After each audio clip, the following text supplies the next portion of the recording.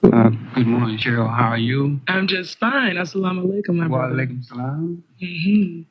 I'd like to say greetings of assalamu alaikum to our radio listening audience here in Kansas City. As most of the people know by now, because of the advertising that we have done, that we're having Brother Solomon, the prepared one, here in Kansas City at Muhammad's Mosque number 30 under the United Nations of Islam at 1105 East 31st Street, and he will share information with us, wisdom, knowledge, and understanding. And we're so thankful to you and to Brother Carl Boyd, who is not here today, but we wish that he was here in order to greet Brother Solomon. But I know his busy schedule and what he's doing won't permit him to do so. So if Carl hears the tape, again, we want to extend our sincere, not our sincere, but our great appreciation to him for allowing us to come on the show this morning. So we have here with us in the audience Brother Solomon, the prepared one, and he can rightly represent himself in what is being expressed today. I know that the listening audience have many questions and many thoughts on what's taking place today. So you have the opportunity to call in and ask those questions to Brother Solomon. We also have the National Secretary of the Honorable Elijah Muhammad, Brother Secretary Abbas Rasul, and he is here also. And so he will be sharing the mic with Brother Solomon. So I'm just going to sit back, Sister Cheryl, and enjoy myself this morning and get some of the great inspiration that I know will come over the air. What do you mean you're going to sit back now? I can't ask you any questions now. Is that what you're saying? You're not going to talk to me anymore? Well, I've learned in the presence of the prepared one to use the vehicle of hearing. Okay. Yeah. All right. Well, thank you very much, Brother Minister. Good morning, Brother Secretary. Good morning. It's nice to have you with us. Are you visiting us from Kansas City as well? Yes, ma'am. Are you visiting from?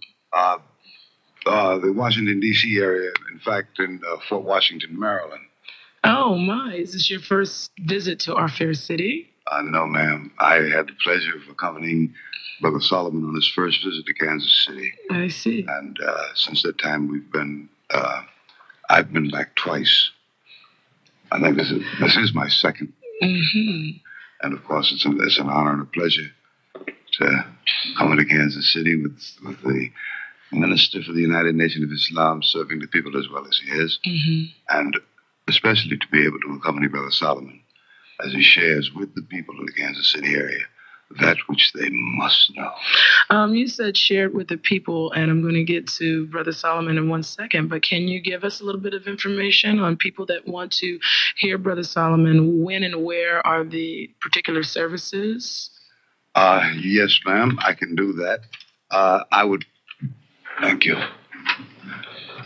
I'll have to get my readers. That's fine. We just have a short program here this morning, so we're only going to be able to broach a lot of the subjects. And so people want to come out and get more information. We just want to make sure they know where to come and where to go. Yes, ma'am. The entire weekend, the activities cover June 18th and June 19th, which is Saturday and Sunday. And they will be held at United Nations of Islam, Muhammad's Mosque number 30 at 1105 East 31st Street in Kansas City. The meetings begin Saturday, which is today, at 5 p.m., and Sunday, tomorrow, at 2 p.m. And, of course, the admission is free. It's free. Yes, ma'am. Good morning, Brother Solomon. Good morning. It's nice to have you with us. Thank you for coming upon our fair city with your wisdom. Is it your second visit also, or how many times have you been to Kansas City? No, ma'am. This is about the fourth visit that we've been here in Kansas City. Mm-hmm. And I really appreciate the attitude and the spirit that the brothers and sisters have here in Kansas City. And I thank you all for hosting us here today. And I hope to see you all out. Well, that was going to be my first question. People that aren't necessarily of Islam, are they still welcome to come out and listen to what you have to say and participate in the different festivities you have going on this weekend? Oh, yes, ma'am. The main thing about this is about knowledge, truth that will enable whoever that listens, if they apply it, it'll work for them. This isn't something that's prejudice or bias. This is like the sunshine. When the sun shines, it shines on everything. You know, as well, the wicked as well as the righteous. So my function and my duty is to do just that. Now, it's left up to the particular individual what they want to do about it once they're here, but they're welcome to attend, whether you are Muslim or not. There is a scripture in the Bible that there was a number that no man could count behind the mountain, you know, that didn't go with the Lord or part of the 144,000. They got an opportunity to be with this Lamb or Joshua or Solomon. In other words, everyone had an opportunity to be saved. So, yes, they're very welcome. Okay, great. Well, again, the number is 576-7103 if you want to speak with the secretary or local minister or Brother Solomon, who is here visiting us. Are you from the Washington, D.C. area as well? Yes, ma'am. At the present time, we're located there. However, our objective is to be in headquarters in Chicago so that we can get this the way that it is prescribed or prophesied on the road in the posture of really getting things done for our people and presenting a opportunity for those that are the 144,000 and those that are not but still need employment. They still need the things of life that will bring them into freedom. Okay. United Nations of Islam. I wasn't familiar with that particular term. How old is this particular organization? Well, as a legal entity, it's approximately a year and a half to 2 years in its making. Oh, okay. So it is pretty new. Yes, ma'am. Okay. However, the people that is involved, especially myself, I am not that young as far as getting ready for this or being made ready for this. It's been a period of time now, a little more than 20-some years. In the preparation, we wanted to make sure everything was right. So that it wouldn't be no flaws or blunders or any type of failure. So we're ready. And it is united because outside of the knowledge of the absolute, we have the possibility of all of these different interpretations of what truth is or why. And this allows for different fractions or factions of Islam or matter of fact, of anything as far as that's concerned if you don't have the absolute. So now we're coming with the absolute. So those that really in their heart, they want to be right, they'll come to us. And they'll be united as one. We'll be one body of knowledge and one body of expression of it. And this is what will bring about freedom for our people and the rest of the planet. Oh, I noticed you were here yesterday. And did you conduct some television interviews yesterday? That's what I noticed was on your itinerary. Were you able to do that? No, ma'am. We got that for a later date. I see. I see also, though, that you are scheduled to speak about 3 times today. Is that correct? Yes, ma'am. And at least once tomorrow. Yes, ma'am. And there's a celebration of a wedding this weekend, too, I noticed in the festivities. Yes, well, I might come for that. That's always exciting to me. Brother Solomon, we have a caller on the line, but before we take the call, I did want to just somewhat ask you about where you feel like we are in history now. As a person of the Christian faith, as I am, I find that we're at an interesting place in our history where we no longer have to be pitted against one another or scared of one another, that we can link up together. And I have found a lot of truth in listening to the speakers of the nation from Islam. And I have found alliances that we can make together to strengthen us, because we all, to me, in my humble opinion anyway, we all have some of the same goals. And I just wanted to get you to speak maybe for a moment or two on, because there are some people out there that may even be listening this morning that are fearful of anything that's outside of their own vision of what faith is supposed to be or how they've been brought up, and are scared to even talk to you or come by some of the activities this weekend or what have you, and hear what's going on, or even just engage in conversation with you. Well, this is true. It does bring about fear to a lot of people, especially if they are insecure in what they're in. No one wants to go through something different or new unless they have an understanding of what they're in. And most people don't have that understanding. However, what we do, or what I'm doing, is giving an understanding, or as far as the history of where we are in time, not just the Bible, but in time according to God's plan, is we have brought about a situation where everybody really wants to get to what really is now. What is this? What time is it? What are we looking forward to experience?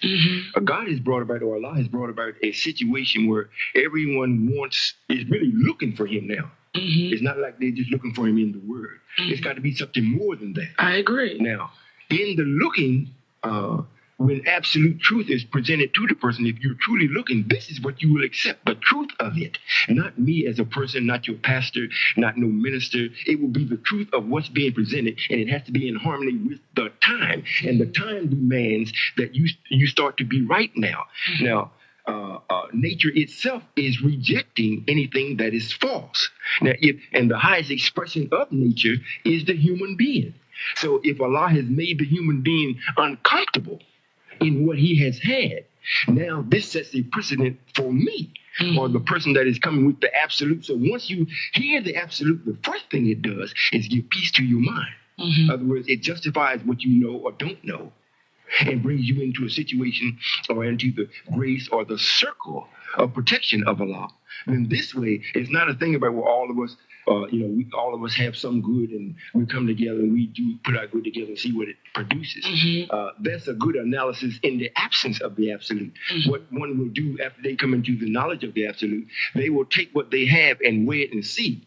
And then they will apply what they have as a base to get started with Solomon or with me, or this knowledge that I have. So this is why it is uniting. And when we say Islam is the natural, or is the natural way of life of Allah. It's not some religion or some sect or somebody's specific idea. Islam has been permitted to be called a religion, but in fact it's not. It's the way of that God created things to actually function or be in life, or to represent life. So Christians, or whatever mindset you are of, absolute truth takes care of that.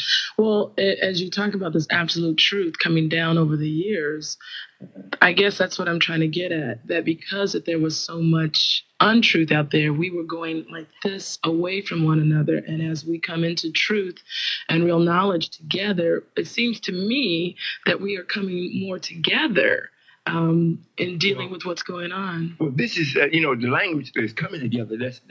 That's what traps a lot of us up. We think we're coming together, we're not. We're being brought together. In other words, it's not like, I came out and said, well, all of y'all get together and come on, let's go. It's not that. Okay, I would agree with you. You said we're being brought together by the events that are surrounding us. I guess that's the point I was really trying to get to. Yes. Right. Now, as we're being brought together, there must be one that is strong enough to hold the weight of those that are coming. Because and it's not coming to a person, you got to come to a full and acceptable understanding of what you're coming to. In other words, what the absolute has to be strong enough to attract you, to answer what you're actually looking for.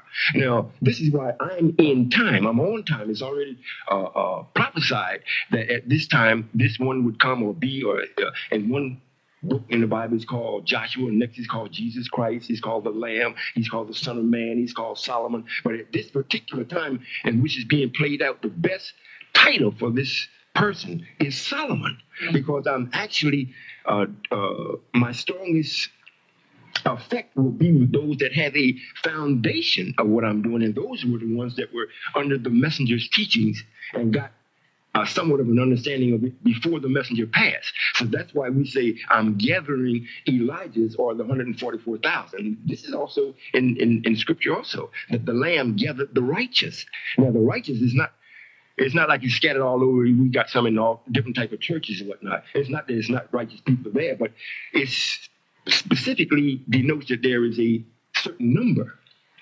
And this would have to come from a certain doctrine or truth. It's not, say, we got some in the Baptist church, in the Pentecostal, in the Catholic, or in the, Jehovah's Witnesses, or it's not that way. It's the same thing as where Jesus fed the multitude of people with one fish, or two fish, or one loaf of bread. It wasn't just one fish in the sense of one fish, but it was one kind of fish. The white H&G. I mean, there's a lot of fish, but it's only one. If we understand the language. I see. Well, you certainly have gotten the lines lit up now, so let's go to it and see what we've got here. You've been holding a long time. I want to thank you. Who do we have on the line? Yes, this is Tony Ballard. Hi, Tony. What are your comments this morning? I feel very uptight to going to services to worship my religion because I never had it's in my pride not to go without get dress clothes to worship my religion. Should I feel this way not to do that? I believe Tony said something about, and we were having problems with volume. So, Tony, did you say something in regard to not feeling like you had the right type of dress to go to worship? Right. Okay, and he wants you to respond to that?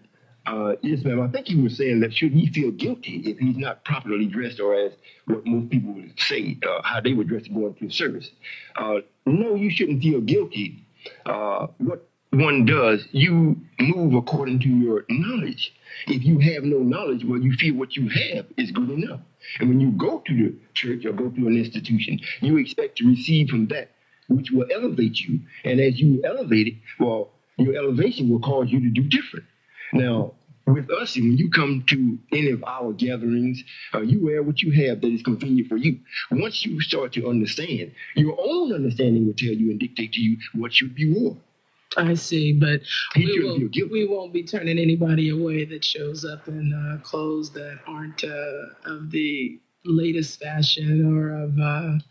Well, yes, ma'am. Now, but we would have a place for them where they would be able to be comfortable for that first meeting. And there is decent and indecent. Oh, yes. So yes. We that wouldn't be intelligent to allow that because it would be distraction. Okay. Tony, I want to thank you for your call. Thanks for holding so long. Thank you. Mm-hmm. Good morning. Are you there? Yes, I am. Yes. Who do we have on the line? Auda.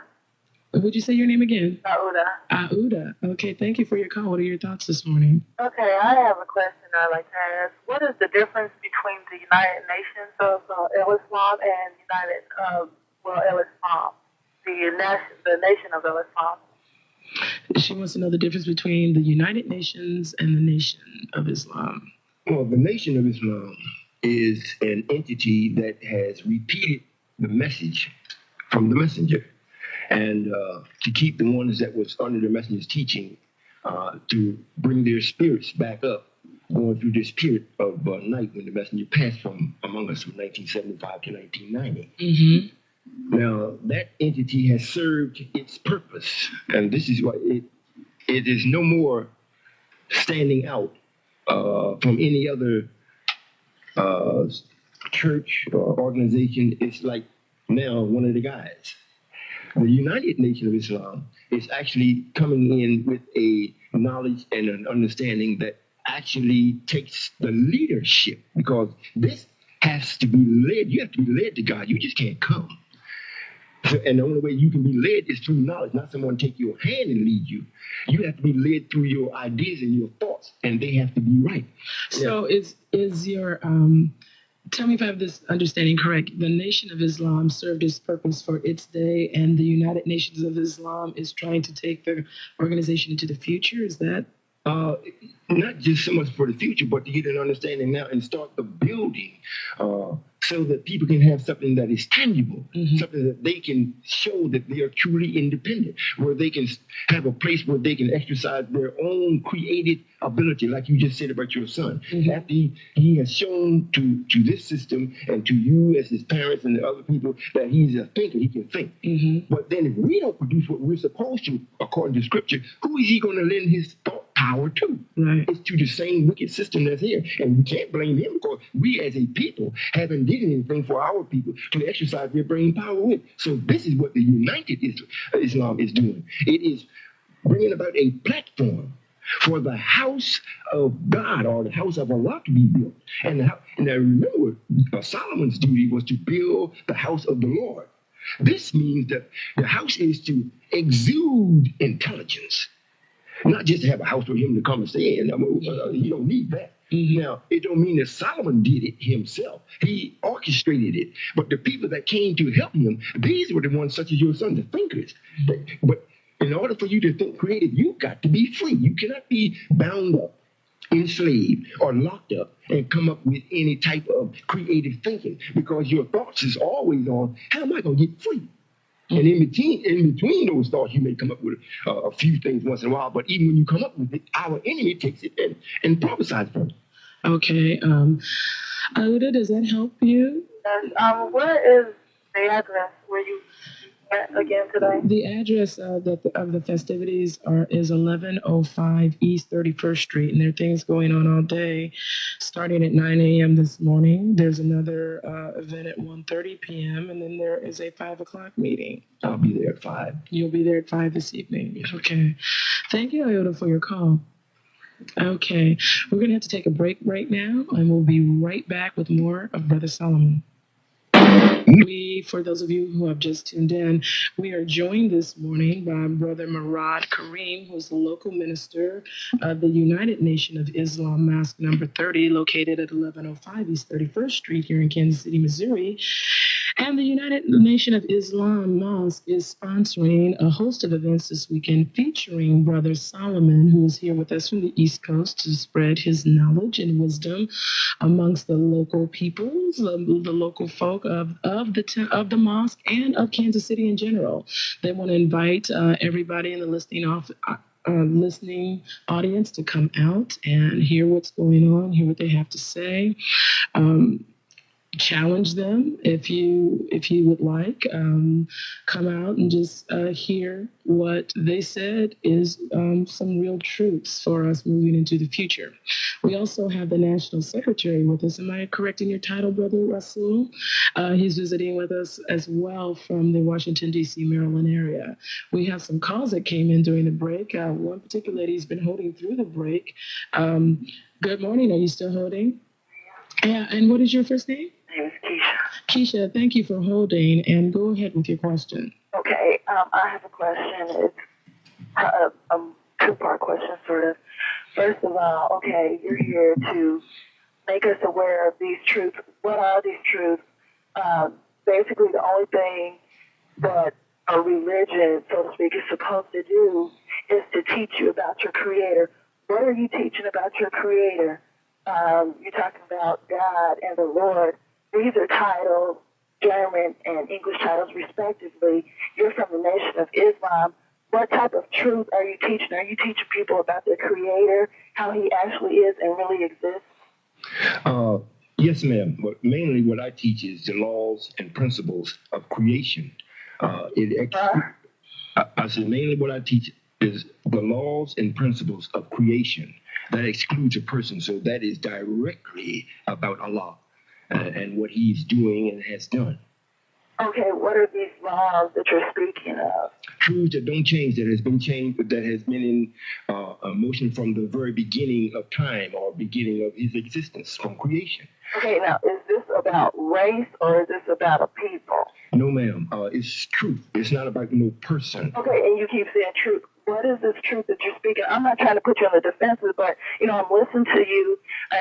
Well, let me explain it. If you wanted me as a person to come listen to your message and you want to get this truth across, what truth is it that you're speaking of that you want me to understand? You keep talking about your organization, but I haven't heard one thing about this message. I mean, you're speaking generally. I just would like to know what truth it is that you're speaking of. At this particular time, it's the truth of the time and what must be done so that you can come to a proper decision to have yourself on the side of safety or to be saved. Okay. And in doing that, a lot of the laws and principles of creation is expressed so that you will have an absolute truth to come to a decision with. We're living in a time where it talks about a tremendous hour or a time or a decision. Yeah. And for you to come to a decision, you got to have absolute truth. You can't have what you believe or what you think. Okay. You said be safe. What are we trying to be safe from? Now, I agree with you that we are at a time, we are at the end of an age. And you can look at the headlines and see that. But what is this truth and what are we trying to be safe? Can you give her a core tenet that you'll be speaking on? I guess she wants something more tangible. I want something that I can bite into. Mm-hmm. I want something tangible. Give me some proof of what you're speaking of. You're speaking in circles. You know, I'm trying to get some information. Let me see if I can answer what you're seeking for. Okay. We're living in a time, whether you or anyone else know it or not, that something must be done for the righteous. Okay. Now, the only way that anything can be done and we can break this dreadlock of what Satan has over us is to give you the proper understanding of the law or God, if that's the term that you use, and Satan. And the time, what I'm giving you is the truth of God's plan. Why he planned it, how he planned it, and where we are in the plan. Now, if you are a person that reads the Quran, I'll give it to you from the Quran. If you're a person that reads the Bible, I explain it to you from the way the Bible reads. That's the truth we need to know. We don't need to know that 1 + 1 is 2. That's a truth. However, that truth is not going to save us, but we do need to learn to think in that term so that we can add facts up to give us or show us where we are and what must be done and the direction and where we're going. Sir, can I say one thing? And this is one thing that I've learned. Okay, nowhere in the Bible does it say that God has a lot of names. He has one name. One thing I want to know, are you teaching, or is your organization teaching the people about their creator, his name, what it is, and what his purpose is? Because you're using a lot of different titles and stuff. Yes, ma'am. Well, let me explain that to you. There are more than just people that study the Muslim. Then I'll say a little bit about them. Let me answer your question, sister.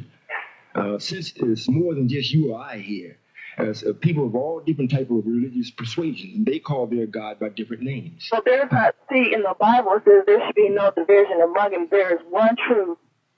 Sister, yeah. Are you really listening to learn, or you want to teach me? I'm trying to learn from you. Well, you can only learn if you listen. Okay. All right. Now, I must be respectful to everyone that is searching. Now, everybody don't call their God, or some of them call him God, some of them call him Jehovah, some of them call him Yahweh, some of them call him whatever. So what I'm saying is, whatever is written in your book and whatever you call God in your mind, I accept what you call him. However, all religious scriptures refer to, for you to be saved, you got to know the truth, not nobody's name. It didn't say, it said, know the truth and the truth will make you free. It didn't say, know Jesus Christ, know Allah. It didn't say any of that. So this is why I say I'm teaching absolute truth. I would appreciate it if you would come out. Good question. Okay. What's your name? I would appreciate if you come out. This is Brother Solomon that you're speaking with. Okay. I appreciate the sister. Right this afternoon, I want to ask the question that you have asked today on this, what is it, our show? Mm-hmm. It would be impolite for us to hold it up when we have other callers. Yeah, I want to thank you so much for your very challenging comment and question. I don't feel as if I've learned anything, but thank you for letting me. Well, they would extend an invitation to you to attend also some of the events this weekend, and that maybe they can go more in depth into what you're interested in. Thank you for allowing me. Thank you. If I may say something. Mm-hmm. Most time when people, if you're really intense about what we're doing or you're trying to find out some particular type of knowledge, it's best that you come to the meeting. I don't get into any specifics over the air unless it's absolutely necessary. This isn't so frivolous that you can hear one thing and you make your decision. Since I don't hold no meetings the way other people do, go and give lectures. I answer questions just like what I'm doing now. When you come to our meetings, you come and pose your questions, and you're going to be in the company of many other people that are asking questions. Well, Brother Solomon, that's very good to know. So that people come today, they can participate as well, and they can ask their question. We encourage that. I see. That's very good to know. This allows one to learn many things that they never even thought to ask because someone else asked the question that you didn't think of. So you get to learn quite a bit. So it isn't that I'm coming to try to force nothing. And I'm coming after the righteous. For people that have any knowledge concerning the duty of the Lamb or what was promised to Solomon or Joshua, he dealt with someone else's followers. Now, those that were around and seen and was drawn to drawn to what he was doing, fine. But what I'm doing, I'm gathering the 144,000. Now, those that did, and they were the ones that came under Elijah before he passed and got their rest.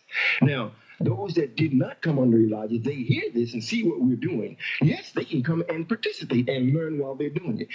I have difficulty with some people that is listening, say that I don't answer questions and whatnot.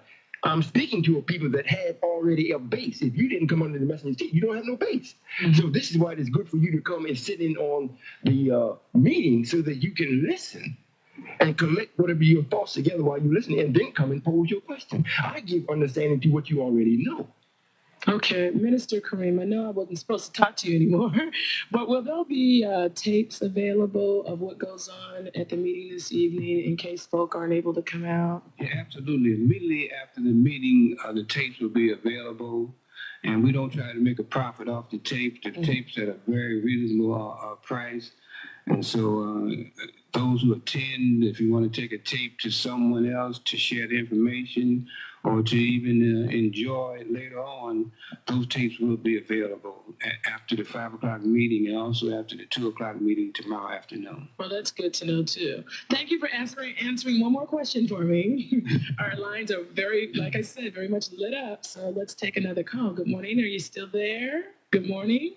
Good morning, Cheryl. Ron McMillan here. Hi, Ron. How are you? Good. Assalamu alaikum to Brother Abbas, Kareem, and the prepared one. Alaikum salam. Be you brothers, and good to see you back in Kansas City. My question is dealing with our overall unity of our people. And Kansas City is being honored with a visit by you. Louis Farrakhan will be here. Warden Muhammad will be here. I would just like to know, from your position, the prepared one, how will you relate and a message of unity and relate to the other leaders of Islam? And I'm not talking about just the theological part, but in a unity for our people where they don't become confused.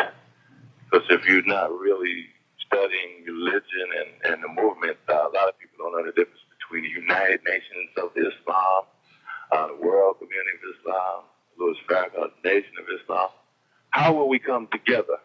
And what do you think about the leadership meeting that just occurred in Washington, D.C. with NAACP?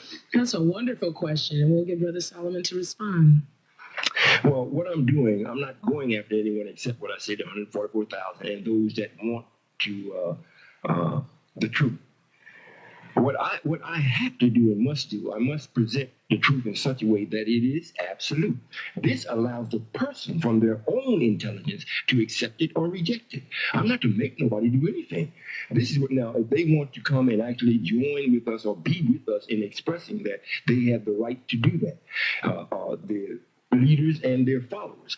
The truth, since what I'm doing is absolute, I don't have no followers. Mm-hmm. People just do what the absolute truth dictates or demands that be done from that. Do you have any thoughts on his issue of all of the people of Islam coming together in unity? Do you have any thoughts on that? Oh, yes, ma'am. And not only do I have thoughts, I'm actually in practice doing what will bring them together. In other words, this isn't something that I'm doing of my own and hoping that I got to go after them, hoping that the people will accept me. No. Really, it don't make no difference to me whether they accept me or not, because the time is set. The die is set. We have to get right, or we're living in the end. You're going to go one way or the other. You're going to go either right or you're going to go to the left. And the left means your destruction. To the right, it means that you will be saved. This is why it's written in the book of Malachi that just before the great and dreadful day of the Lord, you got great and dreadful at the same time. So now you can either be with this and be with the great, or go from this and stay with the dreadful. It's as simple as that. That's why it frees me. I don't have to go after nobody and make them be with me. If you can withstand what's taking place today, and it's going to intensify every minute, If you can withstand it, more power to you. Now, if you can't, look me up. Because I'm going to show you what to do. We're going to be actually doing things that is going to be great. Now, if you remember, because of what Solomon did, the cities rang again. It don't mean that everybody was joyful or happy, but those that had the knowledge of what the messenger taught or Islam.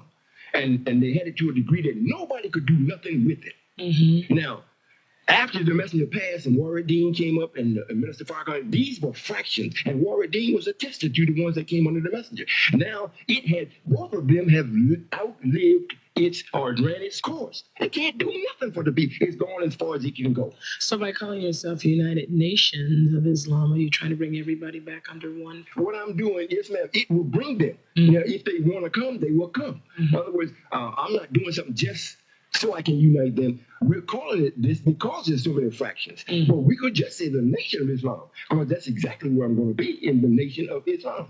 Well, the other part of his question had to do with that recent leadership summit in the D.C. area. Did you get to, Oh, yes, ma'am. Any of that? And do you have any thoughts on that as well? Yes, ma'am. I viewed the whole, I guess it was a whole meeting. It was telecast. But this is another sign to show that they are missing the absolute. When you have the absolute, you don't meet like that. It's letting us know that nobody has the answer. And the ones that were there, very, very, very few have even heard of me. Now, it don't mean that I'm not right. It's just time that this particular freedom is just now starting to come up, where it will be an attraction to those that are leading people. Now, the people is on the leaders, because the people is beginning to see, hey, we're not being led no place. You're saying the same thing you said 10 years ago. I mean, now we're going to march. We did that. The dogs beat us up and everything else. The cops beat. That has been already demonstrated. That's been done. And, so why rehash that? Now, it's got to be something new. So the summit, with all of the different leaders that agreed to come, although most of them is at odds with each other, they still came. So it lets us know the intensity of the time. Mm-hmm. Now, this one that has the answer, all I got to do is just stand up and start giving it. If they're truly looking, they will come. So that's what now. Did you see any worth in all of the leaders? No, ma'am. I didn't see no worth other than that they're showing that they're seeking, that they're being pressured to find the answer. Mm-hmm. Other than that, there's nothing. Mm-hmm. I mean, yes, we should be economically stable. How are you going to do that? Sarah? Ron? One last thing. It terrifies me that our kids are actually killing each other in the street. And the ministers can't sit down. The AME can't talk to the Baptists can't talk to the Pentecostals. I would hate to see Islamic leaders are going to fall into that same mode, and nobody can come together, and everybody claims that they have the answer. Well, that's not going to be the case here, brother. Not to cut you off. That's not going to be the case here. This is why I am on time. This is right, because I don't have followers. I'm sharing absolute truth. It leaves it upon the particular individual, follower and leader. If you can disseminate in your mind that this is the truth, and then I should go and investigate it further, and the more you investigate, the freer you become. Well, then you're not following no person. You're following your own intelligence. So it's not like, well, the Muslim leaders are going to be at each other and they won't speak to each other and they won't do this and they won't do the other. That's not prescribed, or that's not predicted in the spiritual or literature or in the prophecy. That's not, it predicts that they came to Solomon. They came. I see what you're saying.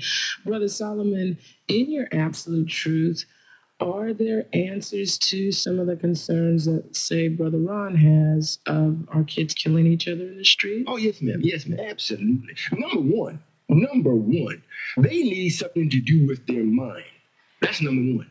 And I'm in the process of right now providing opportunities for them to actually be able to think and bring into existence what they're thinking on. First, we got to get them thinking in the right direction. We have been offered a table of all type of filth, and for us to think on that to see how we're going to make it out of it, or see how we're going to make life comfortable for us in it. That has outlived this time. We had 6,000 years to do that. That was up in 1914. So how do you even get into the minds of the young that have been raised on so much filth, as you call it? Easy. In other words, Solomon has to, not to cut you off, I know we're running out of time. We have to build the house of the Lord. This automatically implies this house has to be, it's going to be physical buildings, but the main house of the Lord is your thinking, your mind. Now, once we have the place for them to do this, they will come to say, well, some brother, I think I just heard last night that some brother has a cure for all types of diseases, but he can't do nothing with it. This world won't accept it. Now, if he can bring this and show that it actually works, this will encourage him to go from that to other things. Mm-hmm. But if he can't get started off from day one, you stagnate. He's still in a prison in his mind. He can't get out. What I'm backed up by the powers of the universe. Well, how do you, Brother Solomon, how do you get to their minds when they are so diseased and when they have such a sensibility of what's right and what's wrong, when they look at women as whores? And I mean, how do you get to them? What they're still saying is, I want something to do. You are supposed to be my parents. You're supposed to direct me in what I should be doing. This is all we have to do is just get busy. The parents have abdicated. Let's say the parents have abdicated. No, I don't mean that they're physical parents. Mm-hmm. In other words, if Islam, if United Nations of Islam, or if it was Warren, or if it was or whoever is the leading figure in the absolute or in the truth, even if it's a religion, they have a responsibility to do for their children or their flock, meaning the young people, to point them in the right direction and give them a boost to get them started. They haven't done it because they don't have the absolute. And God planned it that way. It isn't about it's their fault.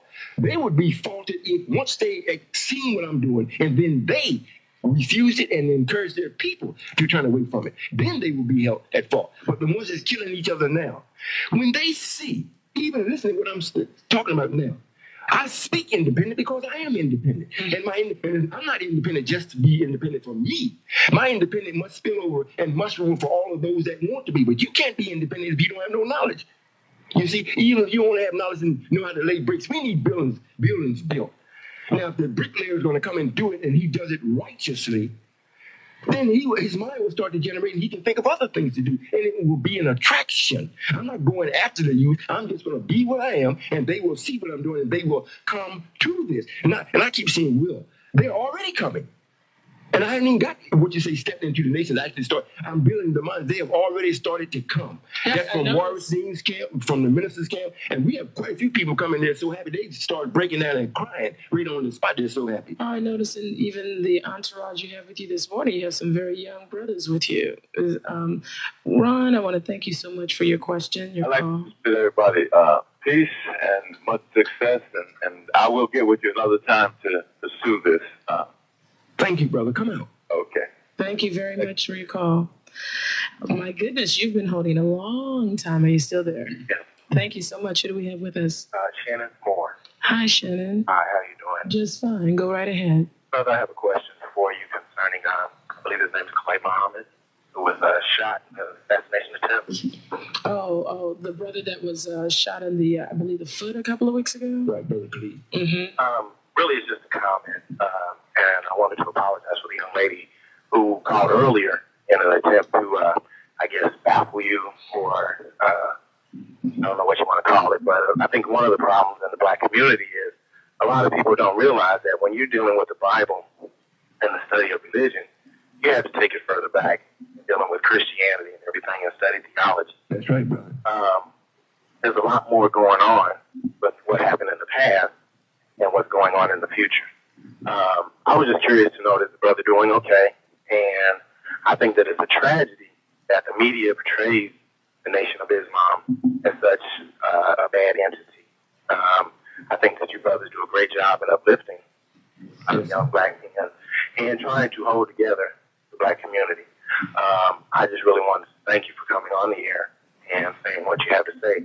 And I think when you're speaking of this truth and this knowledge, people have to realize you have to have an open mind and hear what people have to say. Yes, sir. And like you said, you're not trying to get people to follow you. You just want them to hear what you have to say, and it's up to them to choose. Yes, sir. You know, it's always been a choice. And whether you choose to do right, choose to do wrong, it's up to you to make that decision. And I just wanted to thank you for saying what you have to say. Yes, sir. You wanted me to comment on Khalid? Yeah.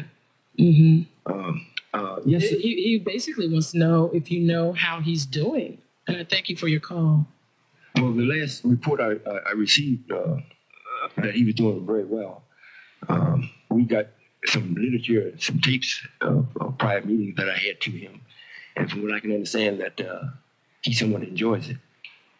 This is another example of showing how intense and how it is increasing for this particular freedom. We need knowledge that's going to free us. We don't need knowledge how to build a bridge or how to make a mother ship or mother plane. We don't need that kind of knowledge. We already got that. We don't have a knowledge that we can be free, that anyone will look at it, or this government will look at it and accept us as actually being a free entity. We don't have that. That's the knowledge that I'm giving. And Brother Khalid is a warrior. And the way he expresses himself, he's a man that needs to be instructed. Since there is no instructor, then he's doing to the best of his nature and knowledge will allow him to do. However, his recognition of this will bring him into whatever comfort that he's looking for him and his people. Yeah, I often think that things like this happen to one that it's often a very good period for real growth, yes, or making real change. Absolutely. What have you. You know, I mean, it's tragic what happened, but because of it, he is going to be real still for a little while, and he's going to be very introspective. Right. Mm-hmm. Well, all the lines have lit up again, but I don't know if I'm going to be able to get to all the calls, but I will try the best that I can. This caller has been holding the longest. Good morning. How are you? Morning, scholars. How you doing? Just fine. Who do we have? This is Frank Birch. Mm-hmm. I'd like to tell Brother Ron McMillan maybe he knew I was holding, so he took up 15 or 20 minutes. You can get Ron later. At his own ship. You do know Ron, don't you? That's all right, though. Mm-hmm. But it was a very, very interesting thing. Ron, anything comes out of Ron's mouth is very interesting. I think the Kansas City audience knows that, so I didn't mind holding. Mm-hmm. Very quickly, since I know you're running out of time, I'd just like to say again to Brother Solomon, excellent teacher. Hopefully I'll get out to hear him this weekend. I'd like to just piggyback on what the last brother said about our sister that called. Trying to find the words, I guess I can say that, first of all, the sister's not informed. Like the brother said, if she had a little knowledge of theology, philosophy, and also physics, she would never have asked or challenged Brother Solomon as she did, because for some of us that have done a little bit of reading, it was a direct challenge to an obvious thing that he was saying. Just basic gravitivity, what goes up must come down. You jump out of an airplane without a chute, you're going to hit the ground, you're going to be dead. That's what Brother Solomon is saying. I think that. But unfortunately, I think that with a little knowledge, the sister will see. My question very quickly, Brother Solomon, I grew up a Christian. I'm an avid reader of the Final Call. In my later years, in my mid-years, I've come closer to the Islamic faith. I have 3 or 4 books I'm looking at now that I've checked out the library. My question is this, and I have a tape ordered, and Brother Farrakhan speaks to this, but maybe you can tell the listening audience in a couple minutes we have left. What is the Islamic position with the prophet Jesus Christ and the Bible? And I'll hang up and listen to that. Thank you so much. Very good question. And thanks a lot for just asking that with only 2 minutes left. Yeah, so a big subject in 2 minutes, but we're going to try to broach it a little bit, okay? Thanks so much. Thank you, brother, for the question and the spirit in which it was asked. I'll say this very quickly and very short. Our position as far as Jesus Christ is concerned, he's a brother of ours that we see God brought him about as a warner or a messenger to the ruling class of people during his time, which were at that particular time the Jews. He's our brother, no more than that. And we recognize what he did, what he wanted to do. But now we're living in a time where what he taught has to be actually practiced from a standpoint of freedom. We accept Jesus, we recognize him, but we see him only as one of our brothers. I see. Well, we have a couple more calls, but I don't think I'm going to be able to get to them. If you want to hold, Brother Solomon may stay after the program for a minute or two to speak with a couple of the callers that are holding. Yes, ma'am. Do you have a little bit of time? Yes, ma'am. I want to thank you so much for coming by today. I also want to make sure that I announce that today is Juneteenth, and there are a lot of activities going on along with that. If you want to, anybody that was listening from the beginning, get in touch with Larry Guidry with the Guidry Walker Learning Center about the basketball camp that's starting this Tuesday. That number again is 756-1696. That session is going to start this Tuesday and go for 6 weeks for ages 6 to 13. And he's trying to encourage all fathers to attend as well. The Muhammad's Mass number 30 is located at 1105 East 31st Street in Kansas City, Missouri. Their phone number is 931-6141. Lots of things happening today, including a joint meeting this morning at 9 a.m. with the FOI and the brothers, with the presenter of Brother Solomon. Also, there's going to be a wedding this afternoon at 1:30 p.m. between Brother Ibrahim and Sister Jocelyn, and that should be quite beautiful. Brother Solomon is going to make remarks at the wedding. There's going to be a public meeting tonight at 5 p.m. So the way that they run their public meetings is they encourage folk to come out, and they encourage them to participate by asking questions and giving comment, and that there is a real transference of information that goes on, that there is not just a sermon for you to come and listen to, but there is a real dialogue and interaction with anybody that shows up. And that tomorrow there will also be a public meeting at 2 p.m. Again, the address is 1105 East 31st Street. I've run out of time. I want to thank you very much. Thank Carl Boyd. I hope I tried. This is the second string, you guys. I'm sorry. And I just hope I did represent Carl well. Thank you again, Kansas City. We'll see you next time. Bye-bye.